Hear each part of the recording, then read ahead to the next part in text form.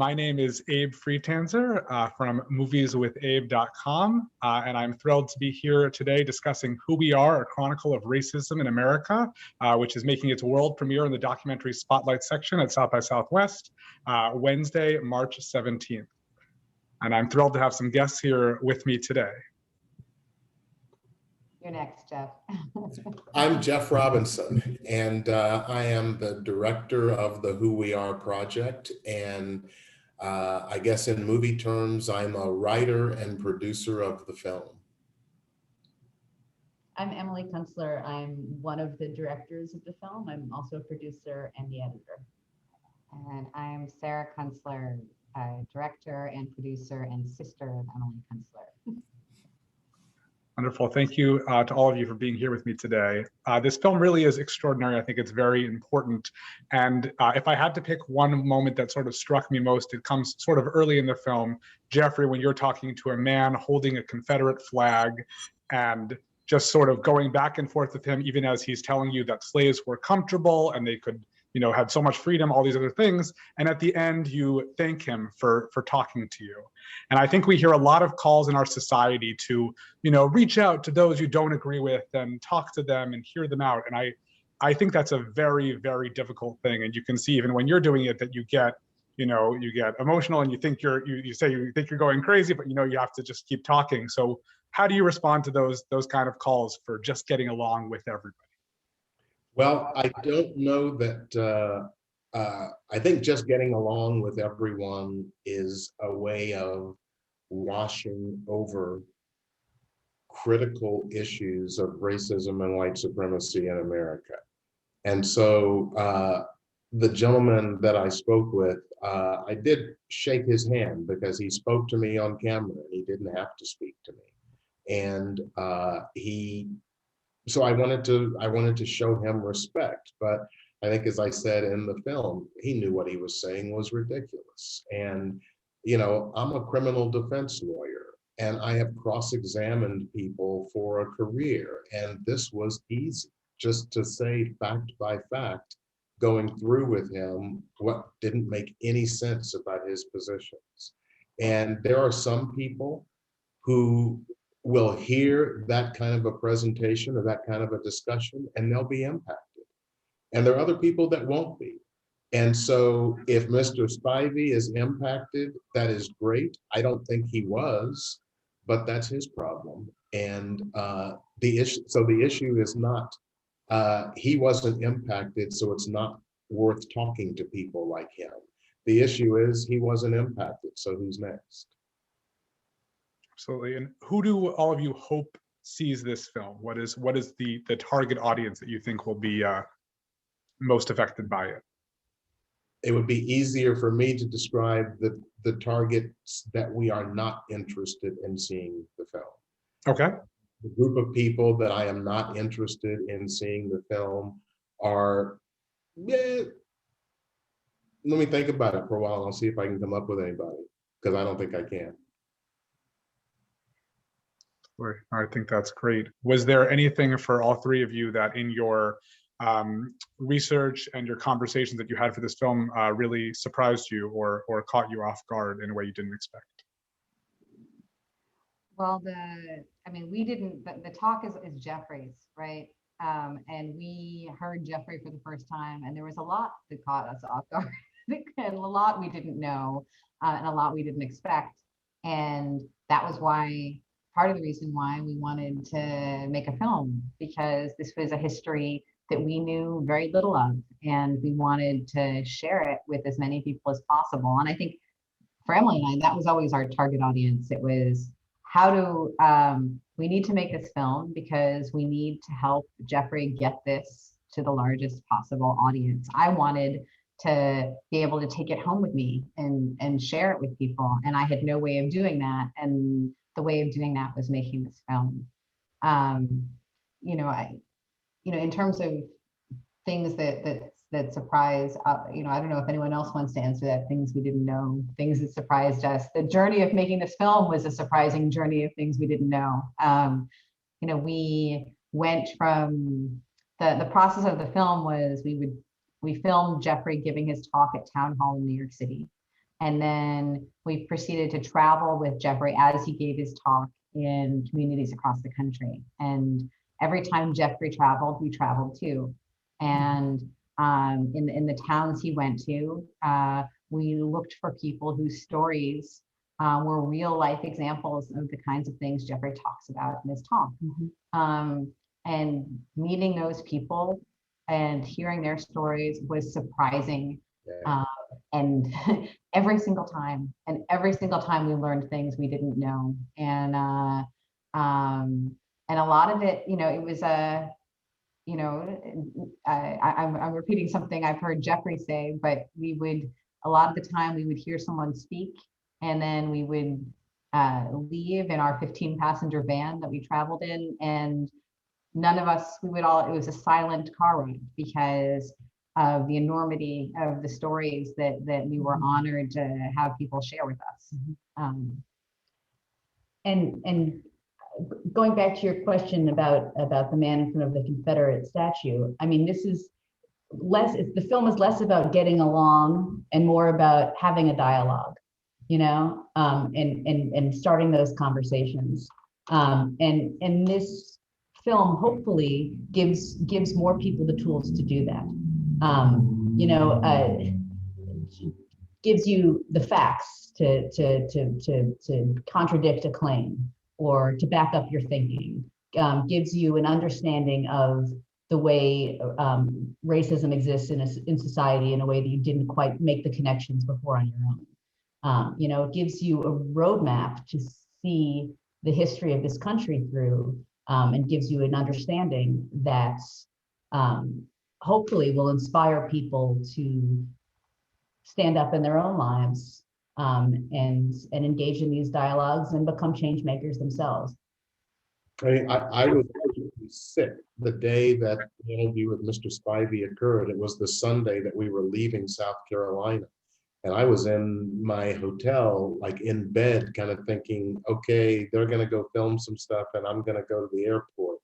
And I got a call saying, you've got to come down to the waterfront. This guy's down here and we think he'll talk to you. And I went down there just on a whim. And it turned out that he did talk to us. He and some of his friends showed up at a demonstration that we went to protesting the John C. Calhoun statue in South Carolina, a statue which, by the way, we were involved in working with activists, and that statue came down almost a year ago now. So it was just interesting how that whole thing played out. And, I think, quite frankly, the fact that I was sick was probably a good thing, because I think my energy level was a little lower, and he was making me very angry. And I just thought, if I blow up at him, what do we have then? I can feel good about saying you're an asshole, and then what do we have? So it worked out for us. Yeah, absolutely. And one thing that really impressed me in your presentation specifically is repeatedly you say, don't take my word for it. This is what this person actually said. And I think we have a very big problem these days with manipulation of words and people making arguments. And I don't know, aside from just continuing to spread the truth, I don't know if you have ideas of how to actively combat that. Well, I think one of the things that the Who We Are Project is going to do, and the Who We Are Project, I leave the ACLU at the end of this month, and on April 1st, I'm starting the Who We Are Project as a full-time piece of work. And one of the things that we will be taking on very directly is one of the last things the Trump administration did. On the day we were celebrating Martin Luther King's life and work, they literally dumped on us something called the 1776 report. And they've got pictures of Dr. King in it and quotes from his I Have a Dream speech. And it's basically saying, this is the American history that should be taught. And so they say things about James Madison, the father of the Constitution, about how torn up he was about slavery. And he didn't want the word slavery in the Constitution because he didn't want to acknowledge in that great document that people could be owned as property. And all those things are true. Madison was really torn about it. but then they went ahead and did it. So it's like, yes, were they torn about it? Did they have regrets? Of course they did. But they went ahead and did it anyway. So I think the more that I can engage, part of the reason of engaging with that guy in South Carolina is it would be my dream to get in front of a national audience with the authors of the 1776 report. And let's just have a discussion and have all of our sources there and let folks who are listening decide what they want to decide.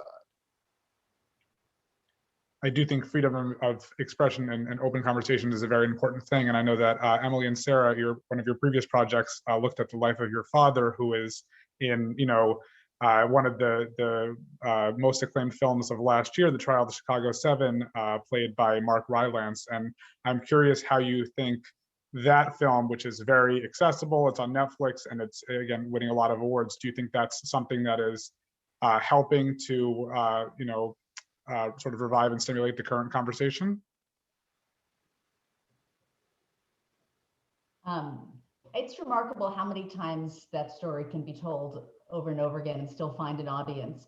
But obviously, there are people that it's still new for, and I think that that's terrific. Anything that starts a conversation about corruption and power and a people's movement is a good story to tell. I think that it definitely added to the debate and encouraged dialogue. We have a particular bias because as William Kunstler's children, we're over that already. We're looking for new stories. We want to, new voices.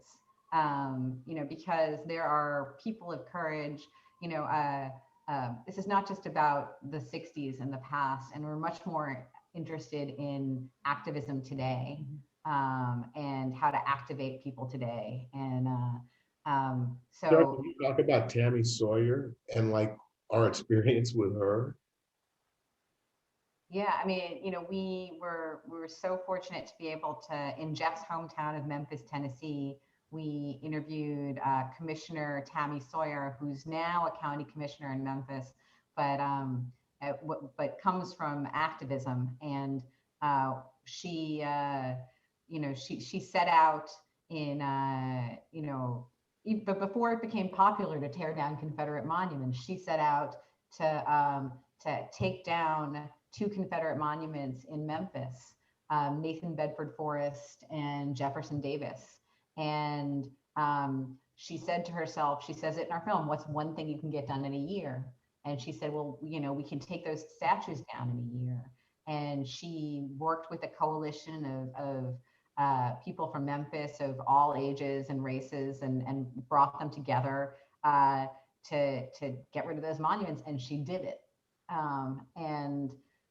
Being able to share her story in the film, we're hoping is something that motivates other people who might, who are trying to figure out how to wade into activism in their community. What can I do? Because, symbols are powerful. Statues, mean something to a community. They communicate. Every time you walk by them, they tell you about who's in power, who's important, who's valued, and who's not. And so that was an amazing experience for us, and we're so fortunate to have her story in our film. I think this film is at the very least a stirring call to self-reflection, and also more than that, I think a call to action. How can interested parties keep up on the progress of the Who We Are project? Well, I think if you go to our website, which is thewhoweareproject.org, you will see that it is largely about the film because it's making its world premiere. And, that's what we've spent the last 3.5 years doing. But the Who We Are project is going to be very focused in terms of an impact on education. And we see that impact happening in 3 separate buckets: schools, the community at large, and government and corporate offices. And that third bucket of government and corporate offices is a place where there can be all kinds of impact on both policy, on where money is spent and where it's not spent, on where investments are made and where they're not made. So we want to, that's why I'm leaving the ACLU in a job that I love. I'm a deputy legal director there and I just love that job.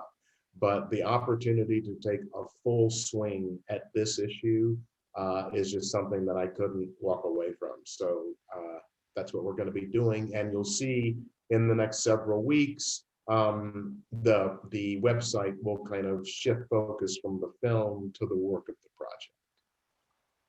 And you'll also be able to keep up with the film as it makes its way into the world on the whoweareproject.org and on our social media. Wonderful. Well, thank you all so much for making this film and for all the work that you do. And I wish you the best of luck with the film and again with this very important work. Thank you. Thank you. We appreciate it. Thank you.